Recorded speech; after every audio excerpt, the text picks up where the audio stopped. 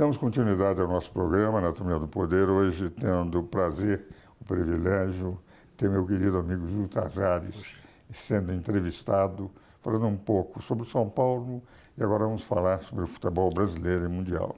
Mas como eu faço em todos os programas, Júlio, sempre ofereço um livro.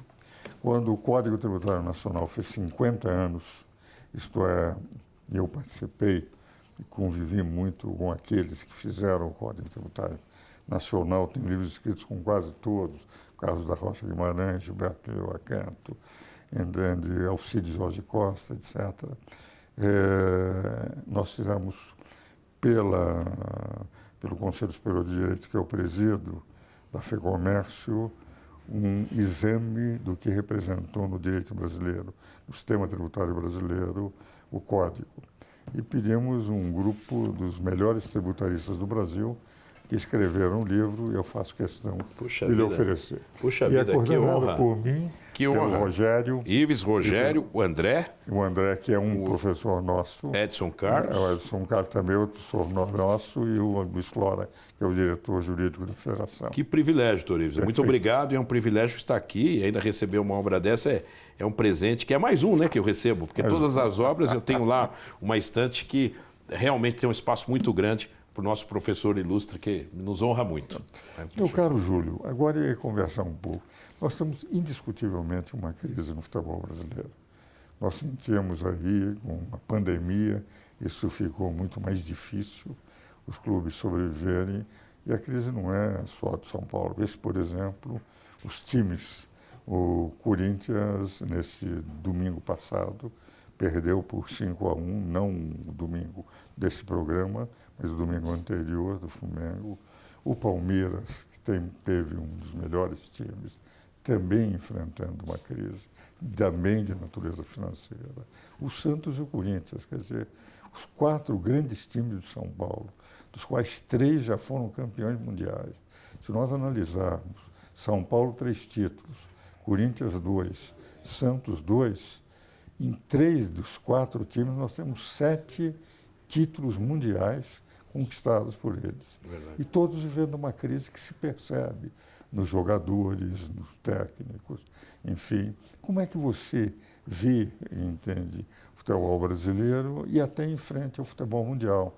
Porque quantos clubes, quando começam a surgir um bom jogador, para poder pagar dívidas, é obrigado a sacrificar aquele jogador vendendo para ter caixa, o que vale dizer, os nossos grandes astros vão para o exterior. Como é que você vê a crise do futebol brasileiro? Doutor, eu vejo com preocupação. Como você analisou, os grandes clubes, grandes marcas, né, tem um sobe e desce, porque as pessoas, os dirigentes, e isso é uma preocupação que nós temos, elas pensam muito no poder imediato de uma conquista, que é importante. Mas eu entendo que a gestão profissionalizada, ela dá caminhos mais sustentáveis, com mais solidez a médio e longo prazo. E é o que nós vamos fazer no São Paulo, mesmo entendendo que nós precisamos de um título, vamos buscar. Mas não a qualquer custo, porque isso pode inviabilizar o São Paulo para o futuro, que é o que está acontecendo hoje. Nós temos, nesses últimos 5 anos, um investimento enorme na área de futebol e não conseguimos nenhum legado esportivo. Então, é preocupante. Por exemplo, uma outra fonte... sacrificamos muitos grandes jogadores tendo que vender para fazer caixa. Exatamente. Olha o contrassenso. Nada contra o ex-jogador, mas nós contratamos um Jusilei, final de carreira, um Hernanes, final de carreira, e abrimos mão, por uma necessidade financeira, de um David Neres, que jogou 7 jogos oficiais no time principal e está brilhando na Europa, no Ajax. Assim como o Antony. O Antony. Então há uma inversão de valores. Então, como que eu entendo o futebol, Dr. Ives? Primeiro, ter uma filosofia profissional e não se afastar dela. Existe hoje a pressão de título, existe as redes sociais, elas pressionam muito os dirigentes, os técnicos, mas nós precisamos informar ao torcedor que nós temos um projeto. Eu vou dar um exemplo aqui. O Fortaleza hoje, com uma folha de pagamento bem menor do que desses todos os clubes citados, está lá em 7º, 6º lugar no campeonato, com um elenco bem mais humilde, mas com planejamento profissional muito grande. E tem outros exemplos na tabela do campeonato. Claro que o São Paulo, na minha visão, ele tem que trabalhar esse realinhamento financeiro para que o jogador fique mais tempo Acho que o sonho dourado é um jogador que está explodindo, que fique 2 ou 3 temporadas vestindo a camisa do São Paulo. Mas isso não é possível hoje pela angústia financeira que o São Paulo vive, e dos demais clubes também. Então o São Paulo vende o almoço para pagar a janta. E isso não é diferente com os demais clubes. É inverter esse círculo vicioso. E vou te dizer o seguinte, isso que você está dizendo é importante, Júlio. No domingo passado, no nosso programa, esteve presente o ex-presidente do Fortaleza. Sim. Você falou no Sim, Fortaleza. sim. O senador Eduardo Girão. Sim, fez o programa conosco. Sim. E ele contou como é que ele contratou o Rogério. O Rogério disse, nós estamos precisando de um técnico aqui para sair da 2ª divisão. E ele ficou esperando o Rogério, que foi lá para dar uma entrevista, uma conferência e tal, 2 horas sentado, presidente do Fortaleza, no hotel para conversar com o Rogério. Ele conversou com o Rogério, mostrou os planos que ele tinha para fazer do Fortaleza, enfim, um time que voltasse à 1ª divisão. E o Rogério ficou entusiasmado, foi visitar o clube no dia seguinte, contratou e veio aí o sucesso dele. Exato, né? fazendo um extraordinário trabalho. Eu vi, outro dia, empatou conosco com 9 jogadores. Com 9 jogadores. Com 9 jogadores. E o jogador dele, num lance, chegou na cara do gol e chutou na trave. Se não, teria ganho, podia ter feito 4-2. 4-2 e não buscaríamos mais o resultado. Não, exatamente. Então, a sensação que eu tenho, o planejamento é fundamental. E o Eduardo Girão disse, evidentemente, como senador, não tinha mais condições de mirar, administrar, mas foi um elemento do nosso grupo que nós colocamos para presidir a Fortaleza. Tem a impressão que o fundamental não é ter grandes fortunas e grandes nomes. O fundamental é ter uma boa organização. Exatamente. Para poder administrar. Né? Doutor Ives, o futebol é o core business principal. E o nosso amor pela associação. Então, é o futebol que nós temos que priorizar como um grande planejamento.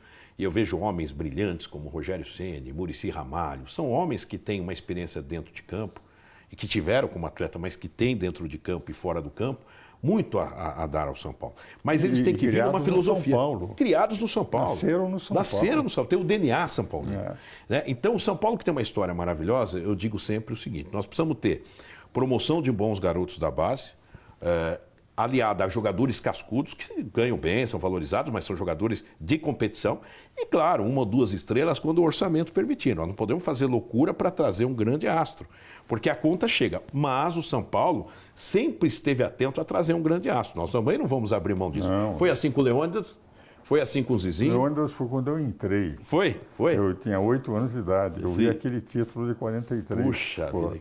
A apresentação dele foi linda, né? Foi, E Agostinho, isso eu me lembro, tinha 8 anos de idade, porque nós tínhamos contratado em 42 um grande jogador chamado Agostinho. E esse jogador quebrou a perna e nunca mais jogou futebol. Olha. Entende? Então o São Paulo investiu naquele momento. E por isso que eles diziam que só quando a moeda caísse em pé, o São Paulo seria campeão. E ela caiu. Daí o Leônidas veio para cá, tinha sido o grande astro no Campeonato Mundial de 38, na Itália. Na Itália ou na França? Acho que foi na França. Que ele o Brasil foi o 3º colocado. Foi. E o Leônidas veio e o São Paulo foi campeão. Com Luizinho, Sastre, Leônidas, Remy e Pardal. É verdade, olha aí. Essa era a linha, né? E doutor Ives, como nós falamos de trazer ídolos... Nós trouxemos o Renganeschi. Fomos campeões em 46, com o Renganeschi quebrado, machucado, era back. Foi jogar na ponta esquerda. Verdade. Para fazer ali. Fazer número.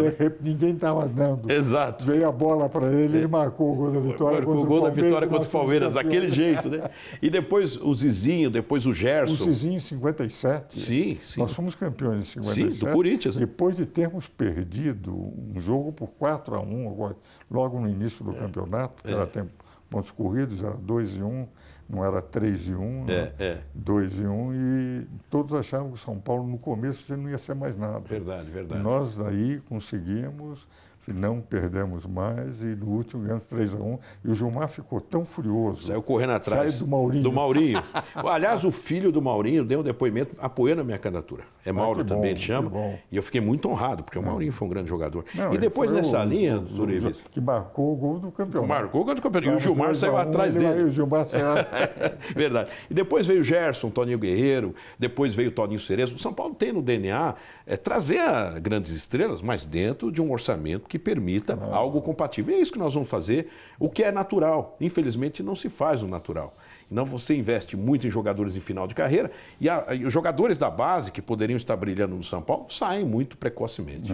Isso é que nós não podemos. Exato. Jogadores que poderiam fazer carreira dentro do São Paulo, contratantes pagamos fortunas, às vezes, para jogadores em fim de carreira, e jogadores... nós perdemos a possibilidade de fazer com que eles amadurecessem. Doutor Ives, até um adendo que eu esqueci. O senhor falou do Leônidas, né? Nosso diamante negro. O neto do Leônidas, chamado MacGyver, é candidato ao conselho que nos apoia. O neto dele está lá, vai ser conselheiro do São Paulo, MacGyver. Ele pediu voto, então eu posso dar o voto pode dele dar, com tranquilidade. Pode dar. Neto do Leônidas. É uma alegria muito grande, né? Muito ele veio falar comigo. Então. Foi, figura incrível. Ele falou, Julinho, independente de eu ser candidato, eu te apoio. Eu falei, puxa vida, seja candidato, é mais um grande São Paulino. Ele é um grande São Paulino. Eu tenho a impressão, Júlio, eu estou muito esperançoso, gosto muito. O Lauro Natel era um grande amigo. Quando eu fui presidente do PL, eu fiz política até 65. Sim. Daí eu deixei, eu fui presidente do Partido Libertador, um partido parlamentarista. E o Laudo foi lançado candidato a prefeito na época em que eu estava na presidência. Fui eu que fui convidá-lo. Então a minha amizade com o Laudo era muito grande. E gosto, evidentemente, de todos os São Paulinos. Claro. Mas a verdade é a seguinte... independente da elegância que temos que ter com os nossos adversários, minha grande esperança, Júlio, é que você faça do São Paulo aquilo que todos os São Paulinos desejam. Nós estamos há 8 anos esperando. E o seu plano de pôr em ordem a casa de um lado e de lutar para conseguir títulos, valorizando aqueles que foram as pratas de casa, eu acho isso extremamente importante. Meu caro Júlio, nós estamos chegando ao fim do programa, mas queria agradecer muito a sua presença em nosso programa e tenho a certeza absoluta, entende, que os São Paulinos, sabendo dos seus projetos e da sua planificação do nosso clube, farão justiça com aquele que já no passado, quando você era diretor de marketing, você praticamente deu a visibilidade, naquela época, grande visibilidade, fora dos títulos do São Paulo, foram dadas por você como diretor de marketing. A marca São Paulo Futebol Clube era uma marca universal. Meu caro Júlio Casares, muito obrigado. Faço todos os votos para que o tenhamos na nossa presidência. Muito obrigado, doutor Ives. Foi um prazer, mais um presente que a gente tem na vida, participar do Anatomia do Poder, com a sua brilhante condução. Estou muito feliz. E nós haveremos juntos de reescrever uma nova história para o São Paulo. Se Deus quiser. Se Deus quiser. Estamos juntos. Meus telespectadores, meus caros amigos, espero-os novamente no próximo domingo.